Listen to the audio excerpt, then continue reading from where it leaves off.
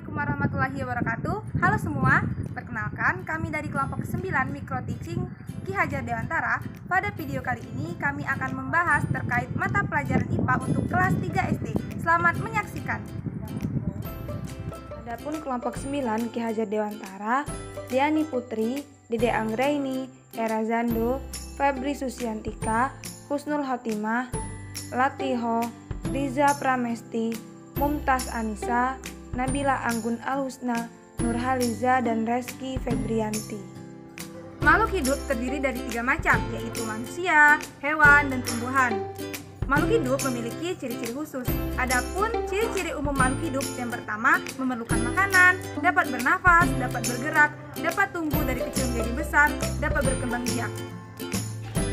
Makhluk hidup memerlukan makanan. Manusia, hewan, dan tumbuhan memerlukan makanan. Makanan ini sangat berguna bagi mereka untuk mempertahankan hidupnya. Setiap hari kita makan 3 kali, yaitu pagi, siang, dan sore. Makanan yang kita makan ini harus bergizi seimbang. Makanan tersebut harus mengandung zat yang dibutuhkan oleh tubuh, yaitu zat karbohidrat, protein, lemak, dan vitamin. Sumber makanan yang dapat kita peroleh itu dari hewan dan tumbuhan. Makanan yang berasal dari tumbuhan yaitu nasi, jagung, gandum, dan ubi. Makanan tersebut mengandung karbohidrat. Kemudian ada kedelai, kacang panjang, kacang hijau, telur, daging, dan ikan asin. Itu merupakan makanan yang mengandung protein. Dan ada juga gaji dan keju. Makanan ini merupakan makanan yang mengandung lemak. Protein dan lemak berguna bagi pertumbuhan tubuh. Kemudian ada sayur-sayuran dan buah-buahan. Makanan ini merupakan makanan yang mengandung vitamin. Zat ini berguna menjaga kondisi tubuh agar tetap sehat. Cara tumbuhan menghasilkan makanan dengan cara mengambil gas karbon dioksida dari udara. Air dan karbon dioksida diolah menjadi makanan. Tumbuhan membuat makanannya di daun dengan bantuan sinar matahari. Makanan diedarkan ke seluruh tubuh tumbuhan. Dengan demikian, setiap bagian tubuh tumbuhan mendapatkan zat makanan. Makhluk hidup dapat bergerak sehingga dapat berpindah tempat, termasuk tumbuhan atau tanaman. Nah, cara bergerak makhluk hidup pun berbeda-beda.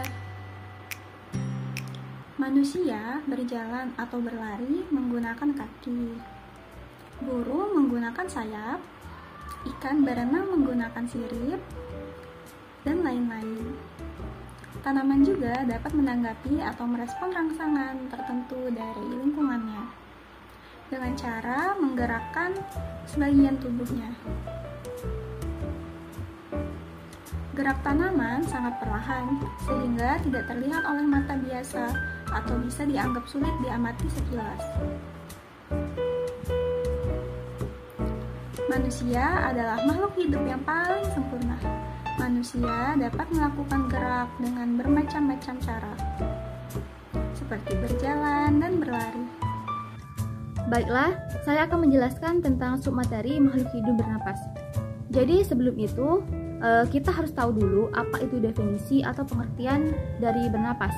Jadi bernapas adalah kegiatan menghirup dan menghembuskan udara. Semua makhluk hidup memerlukan udara. Udara digunakan untuk bernapas. Udara adalah benda yang berwujud, berbentuk, atau berbentuk gas.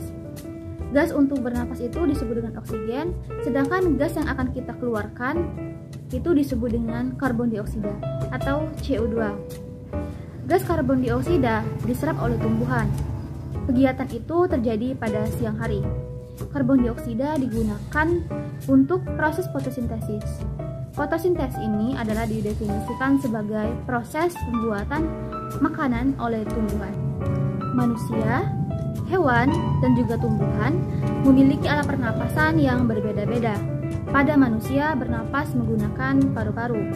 Pada hewan memiliki alat pernapasan khusus. Contohnya pada ikan. Ikan bernapas menggunakan insang. Kemudian contoh lain katak dewasa yang bernapas dengan paru-paru serta kulit.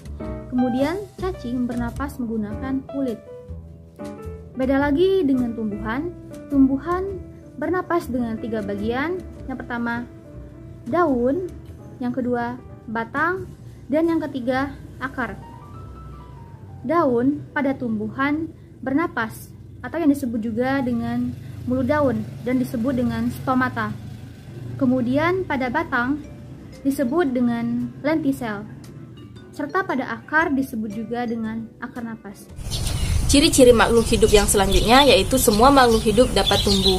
Pertumbuhan ini diawali dari kecil menjadi besar. Pertumbuhan juga diawali sedikit demi sedikit, seperti halnya manusia, hewan, dan tumbuhan yang mengalami pertumbuhan dari kecil hingga menjadi besar. Pertumbuhan manusia, hewan, dan tumbuhan itu memiliki beberapa tahapan. Yang pertama yaitu pertumbuhan manusia. Pertumbuhan manusia ini pada tahapan pertama yaitu usia 5 tahun. Pada usia 5 tahun ini biasanya anak-anak pada umumnya itu sudah mampu untuk berjalan dengan lancar. Anak-anak juga sudah mulai belajar untuk menulis, membaca, dan juga berhitung. Pada usia ini anak senang untuk bermain, daya pikir anak juga sudah mulai muncul sehingga anak mampu untuk kreatif dalam kegiatan. Tahapan selanjutnya yaitu pertumbuhan pada anak usia SD. Anak usia SD ini biasanya pada umur 6 hingga 12 tahun. Pada anak yang berusia SD ini biasanya pertumbuhannya itu sudah terlihat dengan bentuk tubuhnya yang sudah besar dan juga berat serta tinggi badan anak itu sudah terlihat. Pada usia ini juga anak sudah mampu untuk bertanggung jawab, menyelesaikan masalahnya, dan juga anak sudah mulai untuk belajar untuk mandiri. Pada usia ini juga anak memiliki banyak teman, baik teman yang ada di rumah maupun di lingkungan sekolah. Selanjutnya yaitu pertumbuhan anak usia SMP. Pada anak usia SMP ini biasanya pada umur 13 hingga 16 tahun. Anak usia SMP ini sudah dewasa dan juga sudah mandiri. Fisik anak sudah jauh berubah dari usia 5 tahun hingga usia SD tadi. Pertumbuhannya juga terjadi pada suara dan juga bentuk fisik anak. Anak juga sudah mampu untuk berkomunikasi dengan baik dan juga sudah mulai untuk mencari jati dirinya sendiri. Yang terakhir yaitu pertumbuhan anak usia SMA. Pada usia SMA ini sangat jauh berbeda dengan usia 5 tahun, usia SD, dan juga usia SMP. Pada usia SMA ini pertumbuhan fisik anak itu sudah terjadi atau sudah tumbuh secara maksimal. Anak sudah memiliki kematangan daya berpikirnya, rasa tanggung jawabnya juga sudah tinggi.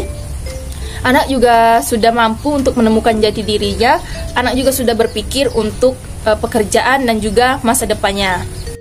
Baik, di sini saya akan menjelaskan mengenai pertumbuhan pada hewan. Sama seperti halnya manusia, hewan juga mengalami pertumbuhan, yang dimana pertumbuhan ini dapat ditandai dengan bertambahnya ukuran, tinggi, berat, panjang, serta bentuk tubuh yang bersifat tetap atau irreversible. Contoh pertumbuhan pada hewan seperti kupu-kupu, yang dimana kupu-kupu awalnya merupakan sebuah telur yang mengalami metamorfosis, kemudian menjadi ulat, terus kepompong, kemudian terbentuklah kupu-kupu yang indah. Pertumbuhan pada tumbuhan. Karena tumbuhan juga merupakan salah satu makhluk hidup, maka tumbuhan juga mengalami pertumbuhan. Walaupun pertumbuhannya tidak seaktif pertumbuhan pada manusia dan hewan. Contohnya pada umbi bawang yang ditanam. Umbi bawang yang disiram tiap hari mendapatkan cahaya matahari dan air. Setelah beberapa hari tumbuh menjadi tunas. Tunas tersebut memiliki daun dan tinggi. Setelah 2 minggu lebih tinggi lagi tunas tersebut. Perubahan ukuran tinggi dan besar adalah tanda perubahan tumbuhan. Makhluk hidup berkembang biak untuk memperoleh anak agar tidak punah. Hewan ada berbagai macam cara agar dapat berkembang biak. Ada yang bertelur, contohnya ayam dan bebek, dan ada yang melahirkan, contohnya sapi dan kambing. Sedangkan tumbuhan juga memiliki berbagai cara untuk berkembang biak. Ada yang alami dan ada yang buatan. Contoh yang alami adalah biji dan penyerbukan, sedangkan contoh yang buatan yaitu mencangkok. Semua makhluk hidup memiliki kebutuhan. Kebutuhan makhluk hidup itu sangat banyak. Contohnya seperti makan. Makhluk hidup memerlukan makan untuk menghasilkan energi. Selanjutnya itu udara. Makhluk hidup memerlukan udara untuk bernafas. Dan juga air. Makhluk hidup sangat memerlukan air untuk kelangsungan hidupnya, mulai dari mandi, memasak, bahkan tubuh kita memerlukan air untuk minum. Selanjutnya adalah tempat tinggal. Semua makhluk hidup memerlukan tempat tinggal.